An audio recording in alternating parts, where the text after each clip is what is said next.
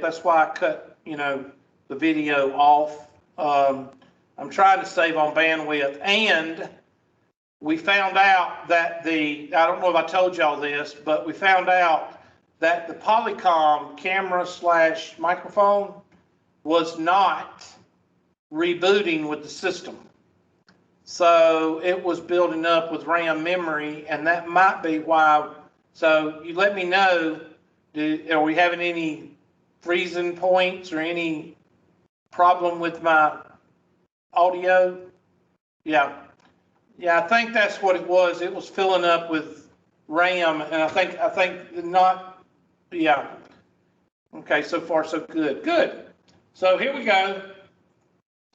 We're going to look at absolute value. So I want you to get your piece of graph paper out again. And this is going to be it with the vertical and horizontal shifts. But I'm going to bring in another piece of graph paper. And I'm going to draw a big graph. So that means you need to draw a big graph.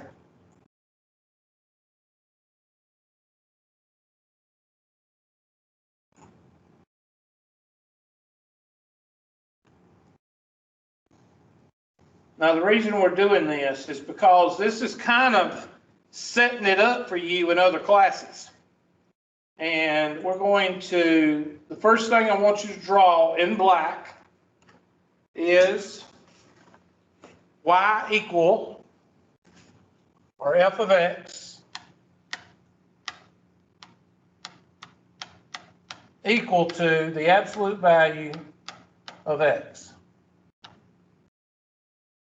Okay, f of x is equal to the absolute value of x.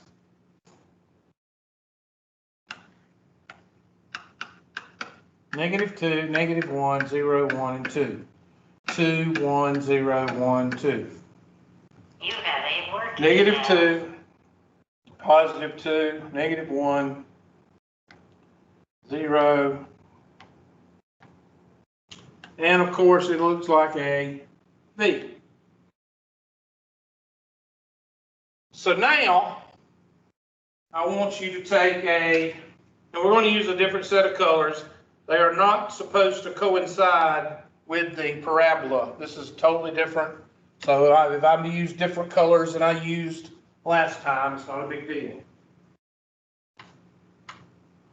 So I'm going to use blue, and I'm going to do f of x is equal to 5 times absolute value of x. All right, go ahead and do that one and draw it in blue. And then I want you to take a green and draw f of x is equal to 1/10 absolute value of x. Of course, I would use multiples of 10. I would use -20, -10, 0, 10, and 20. You want to make life easy on yourself. So go ahead and take a minute. I'm going to put you on a stopwatch. Give y'all a couple of minutes to draw, or give you a minute. You should be able to do it in a minute. Draw those two. And I want you to plot the points. Okay? So 1 minute. Blue and green.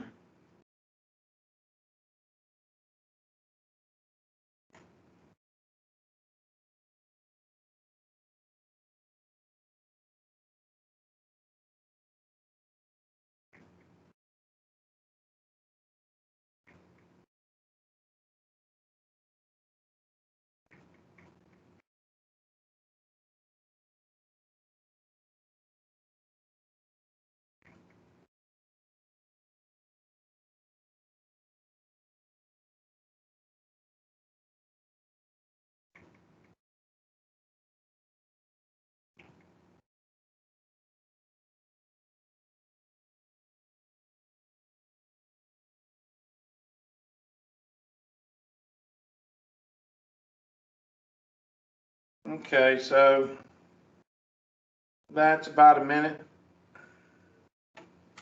And of course, let's take the blue pen, and I'll do the chart because I want to do the actual math because I want you to see what's happening. So -2, -1, 0, 1, and 2. -2 is 2. 2 times 5 is 10. -1 is 1. 1 times 5 is 5. 0, 5, 10. So -2 and +10. 3, 4, 5, 6, 7, 8, 9, 10. -1, +5. 3, 5. And what kind of V do we have? The V that has been what? Compressed along the x-axis and stretched along the what? The y-axis. Let's do our green.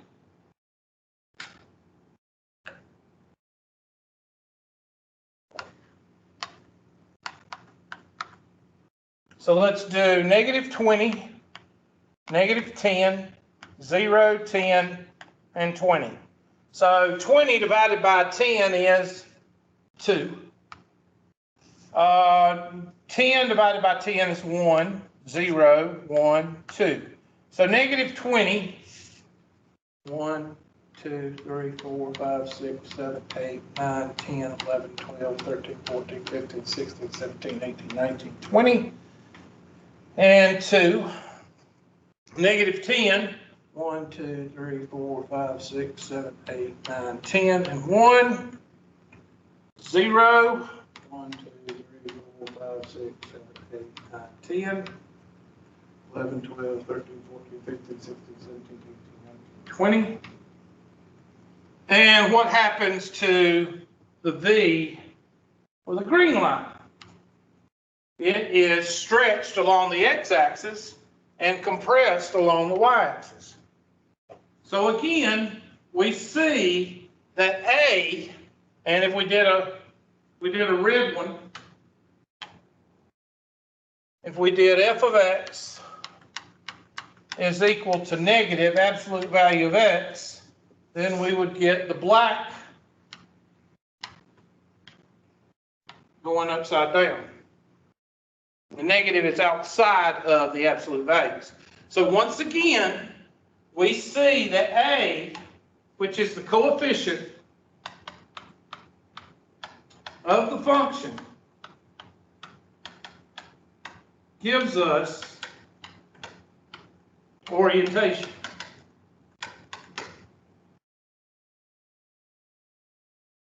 I'm going to take my handy dandy highlighter,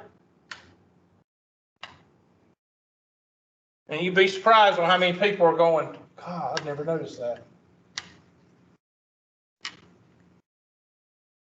Those functions, so you can now apply that to f of x is equal to x squared. You can apply that there. You can apply f of x is equal to x to the third, whatever's there. F of x is equal to the sine of x. You can apply it there. So whatever's in front of your function is going to tell you what kind of orientation you're going to have. Okay? So with that being said, and just give me a quick hands up of everybody understanding the coefficient in front of the function gives you orientation. Okay, so far I got 6 or 7. Good. You can put your hands down. So that means that the orientation is in the coefficient of the first part of the function. Now, what would be the vertical shift? Well, I'm not going to go through and graph these, okay, because time-wise, we don't need to be doing that. But I'm going to erase this, and I'm going to erase a lot of this over here.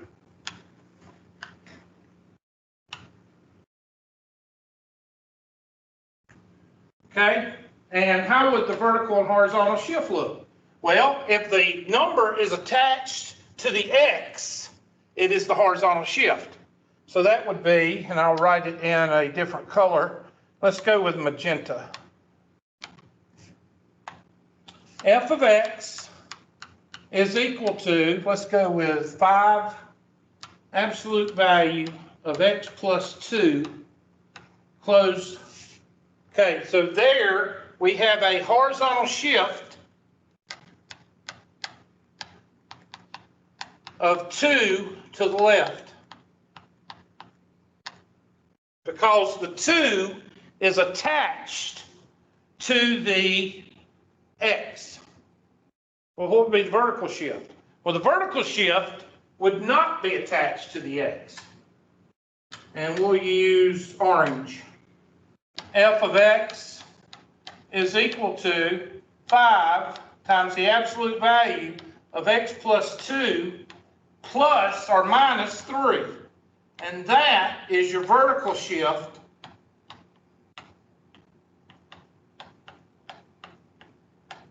of 3 down.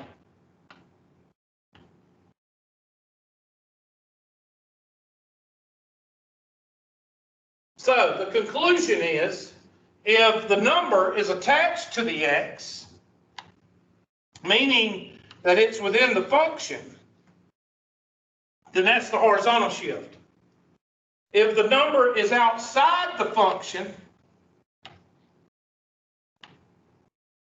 not attached to the x, that's the vertical shift.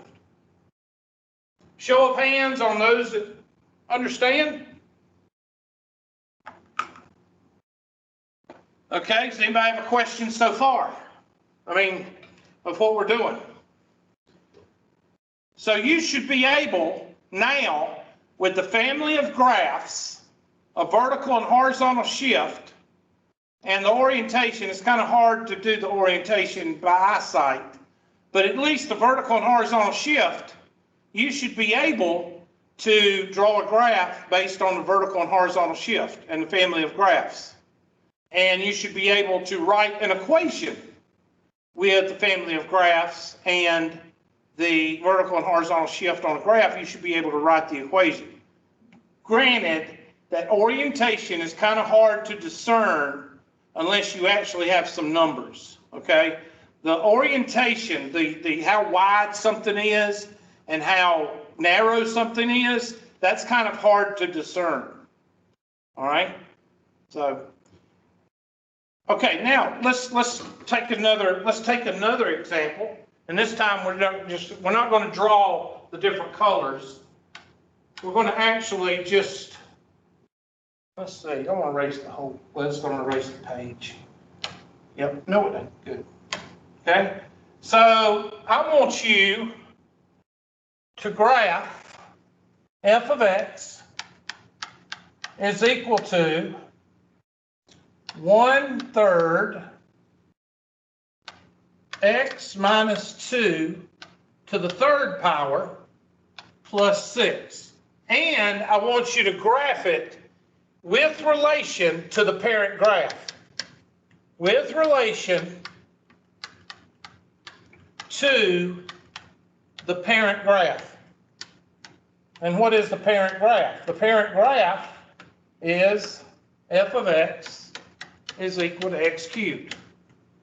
So I want you to draw your graph paper, and you don't have to do a whole page, you can just do like a half a page, and just draw a graph. I'm going to draw the graph right over here on the right hand side. Doesn't have to be perfect.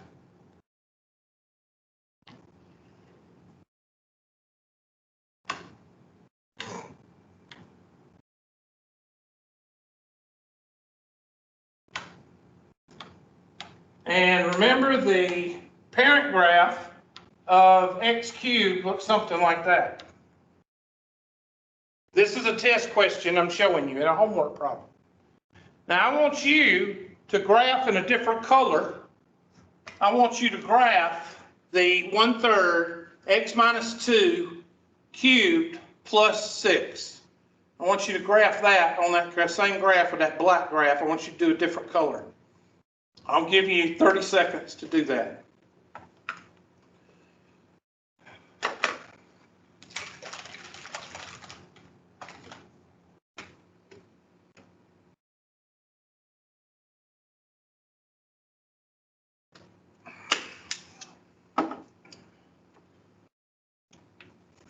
vodka and fluoride just don't mix. All right, so we've got a horizontal shift of 2 to the right and a vertical shift of 6 up. So I'm going to take my handy dandy green pen and I'm going to draw 2 dots to the right. 1, 2, and I'm going to go 6 up. 1, 2, 3, 4, 5, 6. There is my new origin. That corresponds to that origin right there. That's my new origin. So I can pretty much draw a new grid system right there. I'm doing it in dots so you don't, So there's my new grid system. Now, what does the 1/3 tell me? Somebody either put it on the chat or speak out. What does 1/3 tell me?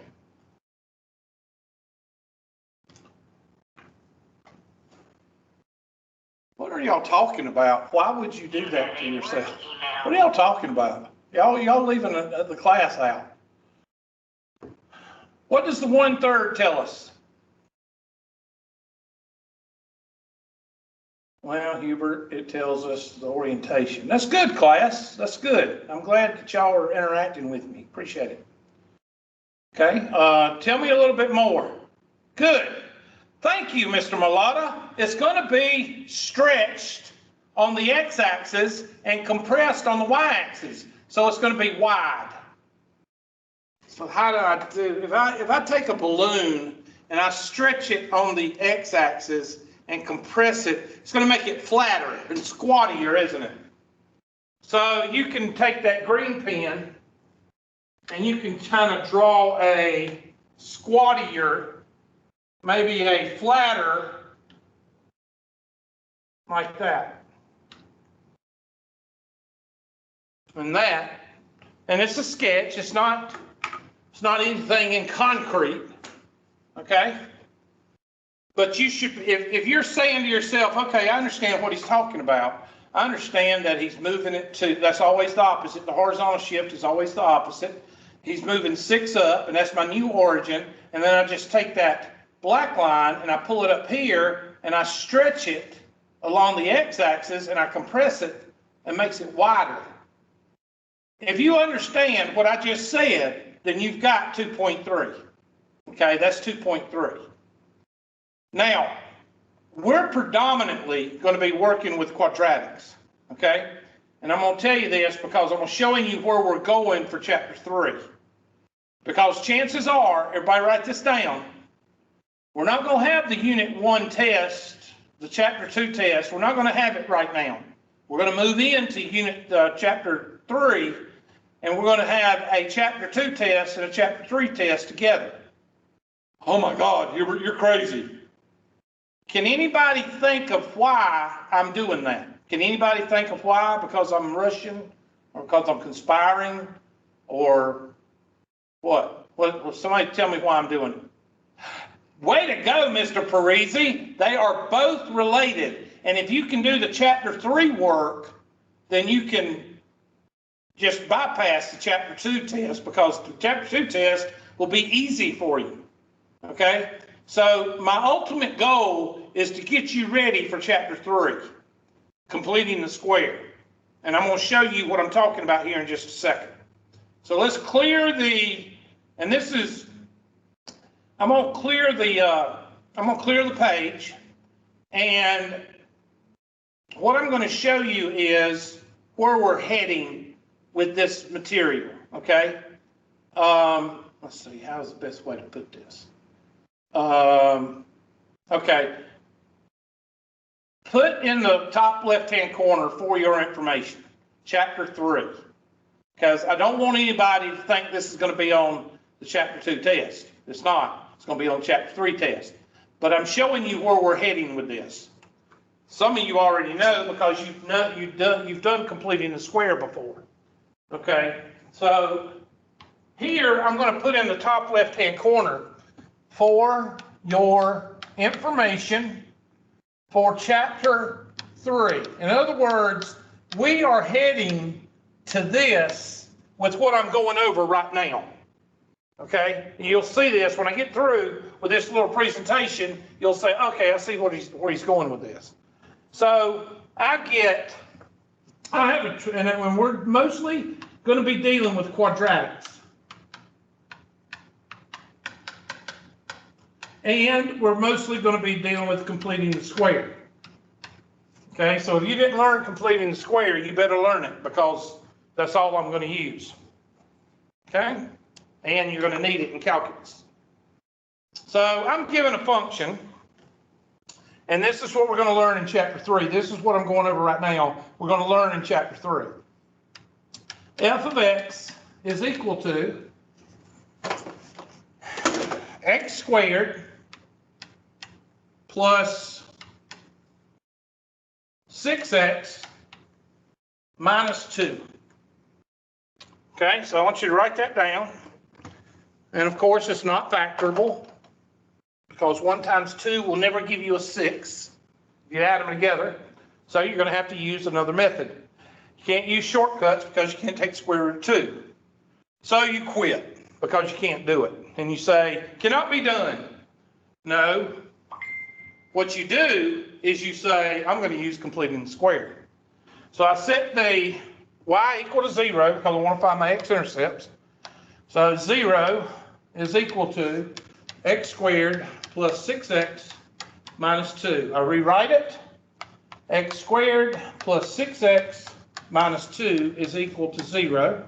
I move to x squared plus 6x plus blank is equal to 2 plus blank, and add my blanks. Half of 6 is 3. 3 squared is 9.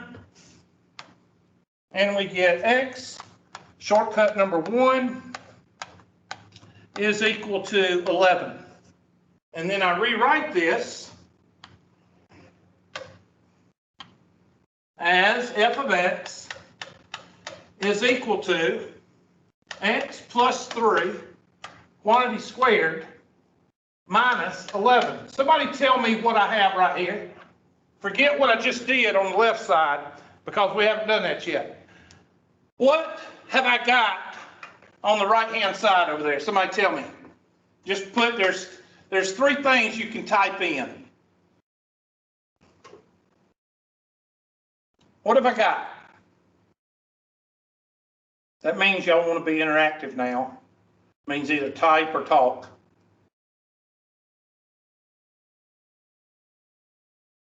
Okay, a function, yes. What kind of function?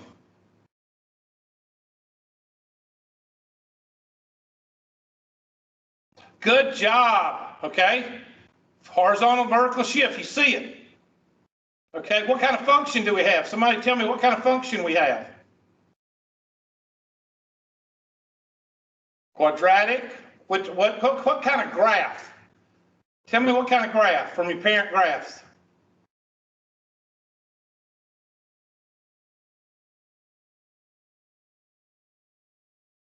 Parabola, there's the 3 words.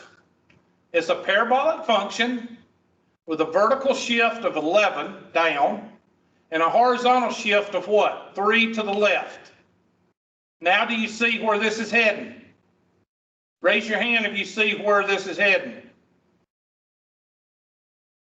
Chapter 3, after chapter 3, you're going to be able to take any quadratic and turn it into a vertical and horizontal shift.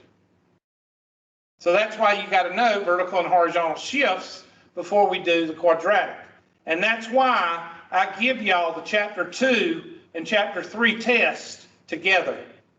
Because once you've mastered the vertical and horizontal shifts, then chapter 3 is just icing on the cake. And then you just take the 2 tests and you'll be able, chapter 2 material, by the time we get to chapter 3, chapter 2 material will be like, you know, easy peasy. Okay? Now, that's where we're heading. What's on the left, that's chapter 3. What's on the right is chapter 2. So, any questions in your homework that ask you about vertical, horizontal shift, and orientation, Those will be test questions on the Chapter 2 test. And I can tell you from my memory, a lot of questions come from 2.3 on the test. A lot of questions. So 2.3 is a good one. So let's look at some of the homework questions. Let's go to, let me turn on my mouse. There we go. And assignments.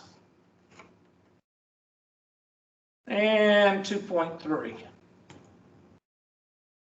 And I'm going to tell you what kind of questions I like to put on the test. This one right here. Good test question. All right. Somebody tell me, you type it in, what is the vertical shift and what is the horizontal shift?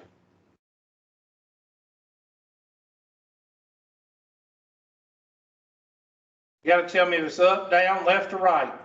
What is the vertical shift and horizontal shift?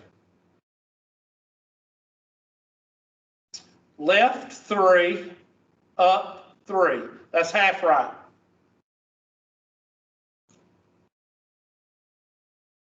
Down 3 is correct. Right 3, good job. Okay, so we got right 3 and up. Somebody tell me what quadrant that's in. If you go right 3 places and up 3 places, what quadrant? So it's either B as in Bravo or D as in Delta. And somebody tell me which one is it, B or D? It's B because this is the negative radical. This would be negative. This would be going the opposite direction. So your answer is B.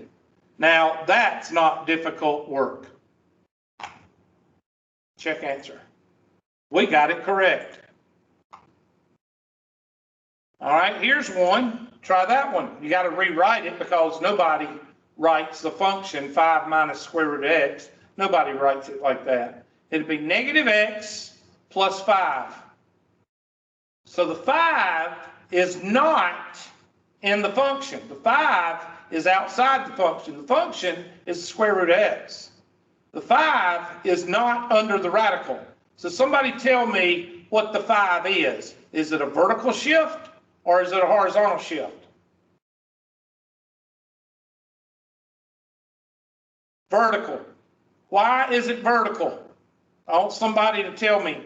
This is called reinforcement. I want somebody to tell me why it's the vertical shift. Why is it not the horizontal shift? It's outside of the function. Yes, I know that's what you mean, Miss. I want to say Miss Matney because I have a Landon Smith that is a Mr. So I don't know if Landon is. So I'm gonna say Matney. I'm sorry. I don't know if that's a Miss or a Mr. Because it isn't connected to the X. Thank you, Mr. Okay, Mr. Matney. Okay, so if there was a number under the radical, like x plus 2, if there was a x plus 2 under the radical, then you would have a horizontal shift. And you've got to realize it's got to be in the function. The function is the radical, just like the absolute value, just like the square. If you have a parentheses squared and you have a plus 2 inside the parentheses squared, then you have a horizontal shift. Other than that, it's a vertical shift. So we have a vertical shift of 5 up. So you know it's not this one. It's not this one. So it's either B or D. And this is a negative 5, so it's got to be B. Now I'm sorry, but that's not difficult. You'd be surprised on how many people get lobotomized by vertical and horizontal shift. Okay? All right, this one says, use transformations to sketch. All right, we got a cubic function, so that'll be this function right here. And we know that it has a horizontal shift of 5 to the right.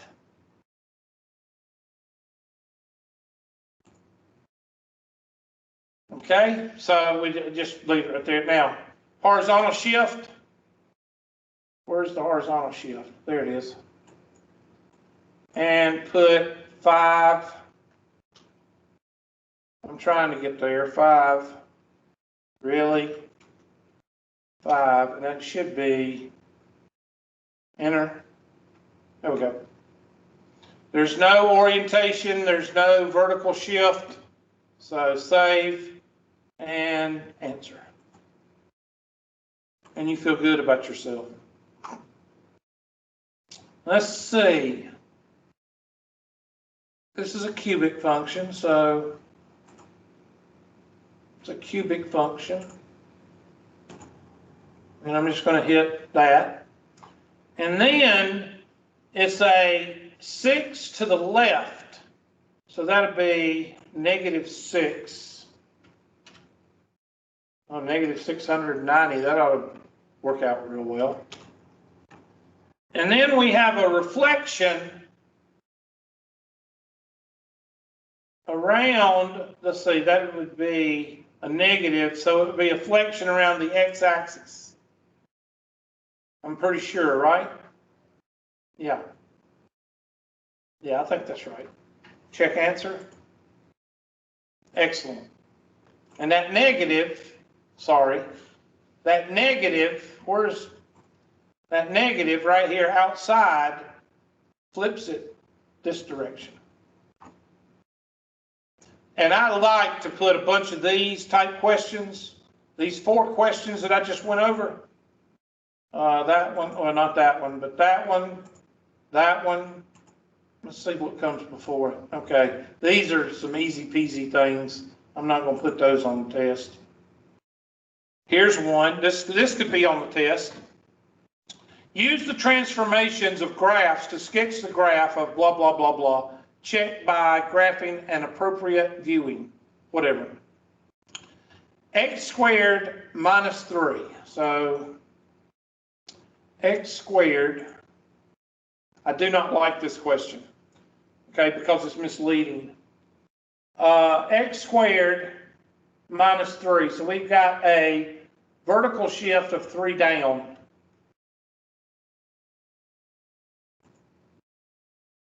Vertical shift of 3 down. -3. And that's it. So do I do each one? I guess I'll do each one. Check answer. Okay, I guess we got to do all 3 of them. Because that's x squared minus 3. Oh, there we go. Okay, I have no idea what they want. They want all 3 of them. Okay, my bad. So let's do it again. X squared minus 3, so hit the button right here, minus 3. I do not like this question. And -3.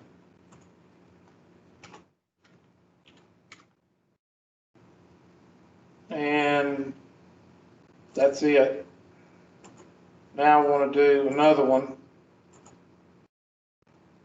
And this is going to be x squared. And we've got a 3 vertical shift of -3. So that'd be -3. Now in this case, we've got 1/2. Now, this is where I disagree with the question, because what is 1/2 quantity squared? 1/4. So that means we've got a vertical stretch. Let's see, that would be a 1/4 would be a horizontal stretch of 1/4. That's what I think, and they're going to say that's not right, but the graph is going to say it's right. So I think there's a mistake on this problem. And that should be, there we go. Everybody look at that. Because they want you to do 1/2. And look at 1/2. 1 divided by 2. Okay. So 1/2 squared is not 1/2. 1/2 squared is 1/4. And that gives you 1/4 x squared. So I disagree. If we get this wrong, I disagree with it because the answer is 1/4. Okay, the next one. The next one is 4x squared. So we got an x squared function. And 4 is going to be a vertical stretch. So we're going to put a 4 right there. Actually, no, it's a 16. They're going to say it's invalid. Okay, so I don't think that's right. And a vertical shift of -3.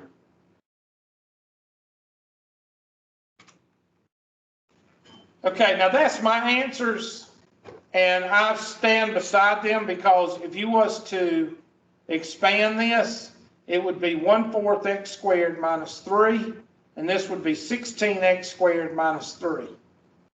And that would be, the 1/4 and the 16 would be correct. But they say it's wrong. Hold on, let me check. Yeah. Well, there. Okay, they say that these two are correct and this one is wrong. So it's okay. See, that's why this problem is weird. Okay, it's not correct. They say that it's okay to square this 4, but it's not okay to square this 1/2. So they did the 1/2 right here. It's supposed to be 1/4. My answer is correct. Okay.